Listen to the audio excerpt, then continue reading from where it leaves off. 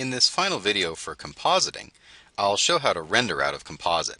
We'll take these frames I render out to a nonlinear editor, along with frames from other shots, and assemble them in a sequence. To render in Composite, there's a couple of things we need to set up. First, on the output node, we need to set up the size and frame rate and also the depth. The default depth, without changing the preferences, is 32 bits, or a floating point.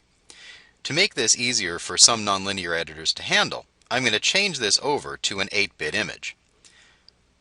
Then I'll go to the render settings and select the file format. For this, I'm going to put out Targa sequences. I'll click on the file folder next to the name and browse out to my compositing folder for this tutorial. Now I'll name the file. I'm going to call this Scene 1 Shot 1 Done. And it'll append numbers to it. I think I'm ready. I'll go to File and check Render. In the Render dialog, I want to make sure I'm going out in the right place in the right range, just to double check.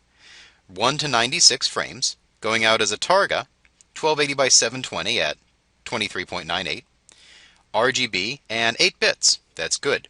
And here's what the name will be. That looks good. I can edit if I need, but I'm ready to render. I'll hit Start, and Composite will render for me. Composite finished the render, and now I have a Targa sequence ready for import into my nonlinear editor. Remember that Composite wants to work in image sequences, with the expectation of taking multiple sequences from multiple shots and editing them together in a different program.